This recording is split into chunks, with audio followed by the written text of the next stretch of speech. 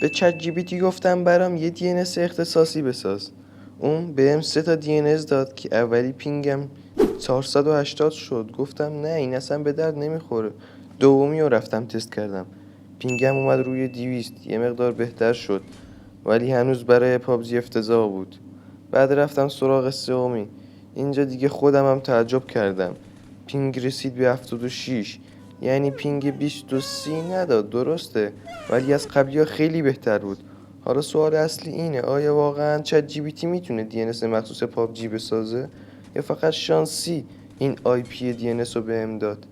توی این ویدیو هم دی ان اس هایی که تست کردم رو نشونتون میدم، هم بهتون میگم آیا واقعا چت جی پی تی میتونه این دی ان اس ها رو بسازه یا شانسی بود این آی پی رو به من داد.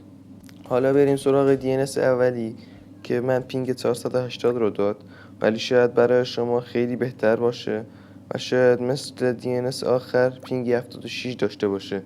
حتما این دی ان اس رو تست کنید.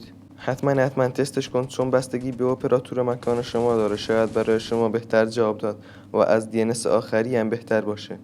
ولی همینطوری که من تستش کردم، دی ان اس آخری برای اپراتور ایرانسل و همراه اول هم تستش کردم، خیلی خوب جواب داد.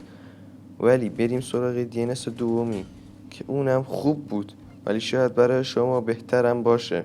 اینم از دی ان اس دومی که قولش رو به شما داده بودم، ولی قبل از تستش حتما قول بده لایک و سابسکرایبم کنی، چون خیلی به من انرژی میده. دوستان عزیز، این ویدیو فقط یک تسته. قرار نیست هر دی ان اسی که چت جی پی تی میده معجزه کنه. نتیجه برای هر اینترنت و اپراتوری فرق میکنه و اگر شما هم تستش کردید نتیجهتون رو کامنت کنید و بنویسید که براتون پینگ چند داد و خوب بود یا نه، که دوستانی که این ویدیو رو میبینن بتونن بفهمن کدوم از همشون بهتره. ولی برای من آخری از همشون بهتره که آخریشو توی کانال تلگرامیمون گذاشتیم.